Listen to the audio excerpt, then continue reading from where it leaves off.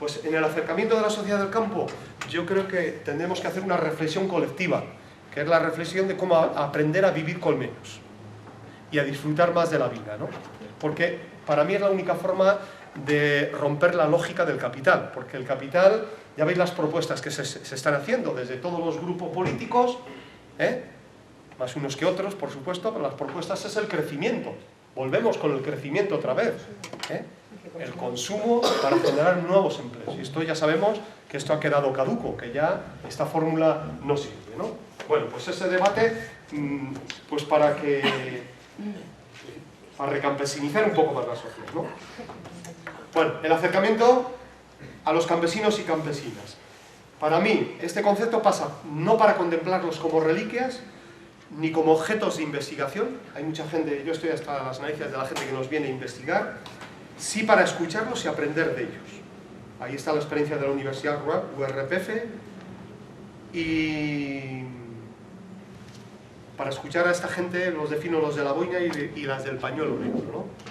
Ese es el acercamiento, que ahora lo defino mejor. El acercamiento de los agricultores y agricultoras es para hacerles entender que hay que desmantelar este modelo. No sé si veis esa viñeta. Esa viñeta representa lo que es el modelo de agricultura industrial, lo que hay que hacer para producir un huevo. Es un ejemplo, donde hay un huevo, donde aparece el huevo en la parte de abajo, podemos poner cualquier producto agrícola, ¿no? Como para producir ese huevo, bueno, pues somos dependientes desde las minas de carbón, de hierro para producir, para mover la siderurgia, para producir las tecnologías. Somos muy dependientes del petróleo, totalmente dependientes, para producir los agroquímicos, los agrotóxicos, etcétera, etcétera. Todo el transporte internacional, es decir, la agricultura moderna, industrializada, funciona porque se le va poniendo valor añadido a los productos en la medida que hacen muchos más kilómetros, ¿no? Pero no gana el que les produce, gana el que especula con ellos, ¿no? Y para eso se necesitan las redes de transporte internacional, las autovías, que no son para comunicarnos nosotros. Se necesita hasta, ahí representa un gran barco de pesca industrial, que me lo imagino pescando anchoetas en los caladeros peruanos, para aportar proteína a través de la harina de pescado a las vacas, a las ovejas, para que pasen de producir una oveja medio litro de leche y que ahora produzca 5, las vacas en vez de 10 litros, 40 litros, o que esa gallina está viviendo con otras 5 gallinas en 0,25 metros cuadrados, en una jaula, ¿no? Pues para que pueda resistir, se hace a fuerza de antibióticos, que dicen que les han eliminado de la cadena alimentaria animal, es una mentira, no les han, o de las proteínas de procedencia cárnica, que sepa yo, el pescado no es ningún vegetal, bueno, pues para que sobreviva ahí, sin luz, natural, sin aire, y ponga un huevo de dudosa calidad. En todo ese conglomerado lo único que se ha hecho es consumir energía, ¿no? Ese es el gran desastre de la agricultura industrial. El gran consumo de energía para contaminar suelos, acuíferos y desmantelar toda la biodiversidad a nivel planetario, ¿no? Y el resultado siempre es negativo, porque para producir 1 kilocaloría de alimento hemos consumido 2, 3, depende en qué sistema estemos produciendo. Si estamos, por ejemplo, produciendo cereales en tierra de campos, el equivalente para producir 1 kilocaloría estamos consumiendo 3 con este modelo. Para producir 1 kilocaloría de trigo en sistemas más intensivos, como es el regadío, se multiplica por 2, 6. Si vamos a la horticultura con sistemas intensivos, se multiplica por 20, por 30. Y si vamos a la horticultura de bajo plástico, como son los invernaderos del Ejido en Almería, eso ni se sabe, ¿no? O los invernaderos que producen nuestros tomates, los tomates que consumimos nosotros en invierno, que vienen de Holanda y de Bélgica, donde no hay casi ninguna hora de sol, y les producen en invierno. Ya no vienen de Almería, vienen de Holanda y de Bélgica. Todo eso es una auténtica bestialidad y es una bomba de relojería, ¿no? Bueno, pues yo creo que cuando hablamos del acercamiento a los agricultores tenemos que hacerles comprender a través de la educación en el mundo donde están metidos y donde él es víctima de ese modelo, es la primera víctima, porque lo único que hace es trabajar mucho para que la John Deere viva, la Monsanto viva, el Santander que le da el crédito para comprar los inputs viva, todos viven.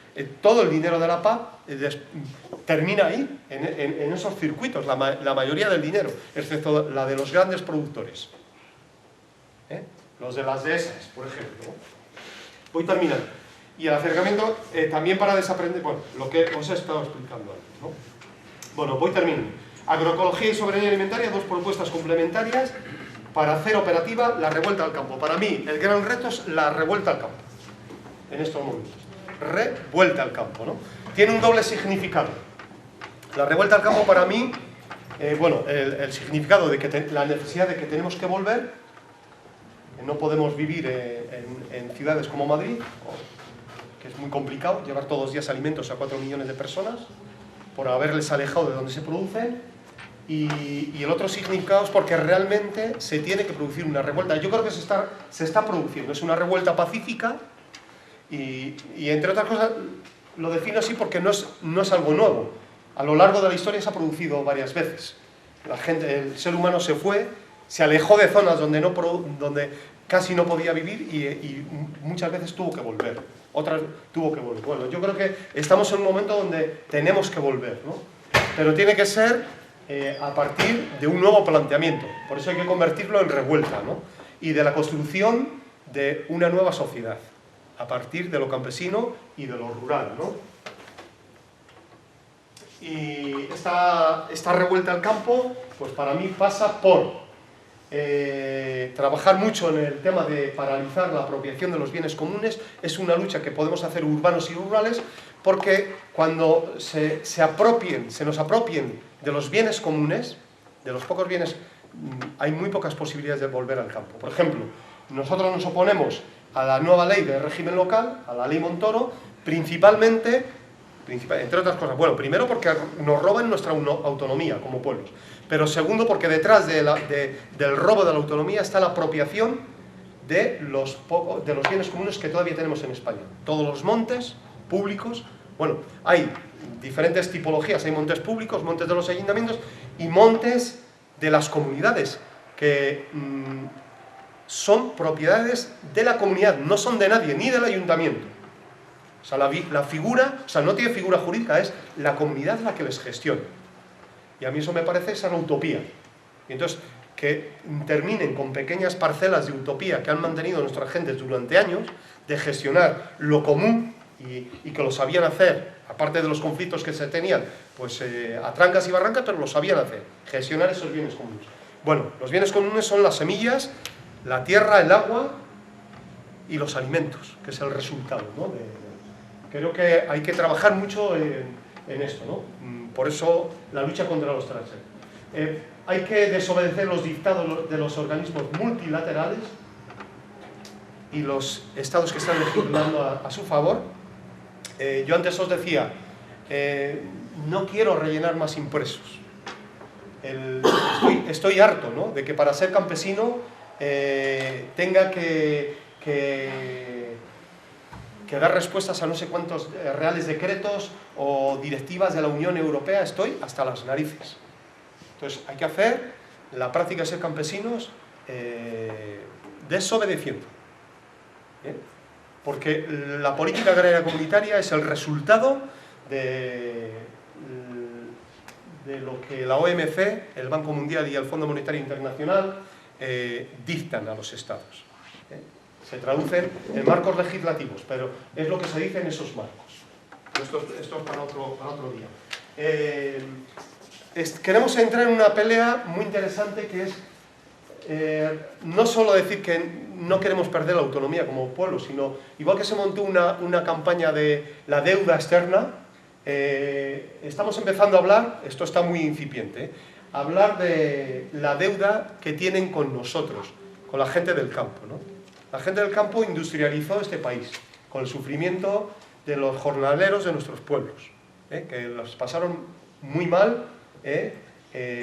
Primero les sacaron de su pueblo porque les negaban el pan y la sal, y después se industrializó este país. Con la gente del campo se han hecho las grandes urbes, las grandes infraestructuras, mano de obra barata siempre.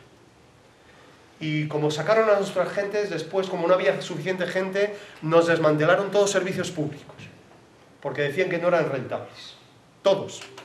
O sea, lo de los servicios públicos, nosotros lo conocemos desde hace 35 años, cuando nos empezaron a quitar las escuelas, a cerrar las escuelas. El transporte público, o sea, que hace 35 años tuviéramos mejor transporte público que ahora, ¿Qué cojones?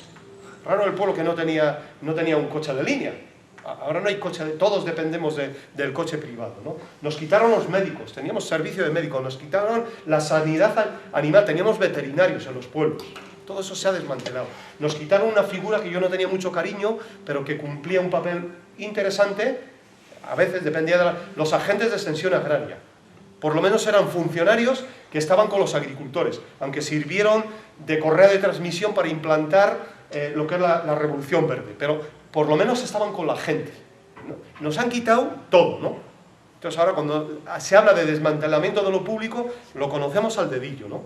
Eso, ¿no? Entonces estamos planteando lo de reclamar la deuda que tienen con nosotros, ¿no? Y por supuesto, la agroecología y la soberanía alimentaria tiene que salir de las universidades. Igual que la agricultura, la OMC tiene que salir de la agricultura, la universidad tiene que salir de la agroecología y al revés, y de la soberanía alimentaria. Tiene que salir, porque si no se prostituye. Eso no quiere decir que haya profesores y compañeros que están en las universidades que se suman a nuestro carro. Pero esto tiene que estar en manos de la gente de los pueblos, en manos de la gente que lo pone en práctica. Porque si no, nos sucede lo mismo. Nos roban el conocimiento, la sabiduría, se traduce a libros, y el analfabeto es el que lo ha sabido mantener a lo largo de la historia, que es el campesino. Tiene que salir. Yo en esto soy muy radical. Muy radical. Y mirar a nuestras gentes es una práctica interesante a la cara y escucharles atentamente más de 5 minutos seguidos. Os lo recomiendo. Conozco a cantidad de gente que habla de agroecología, de los conocimientos campesinos, y no es capaz de estar 5 minutos delante mirándole a la cara a un campesino y hablar con él. No es capaz. Y tiene varios libros escritos sobre agroecología. Yo creo que es un ejercicio que hay que hacer, sobre todo si queremos recuperar el conocimiento campesino.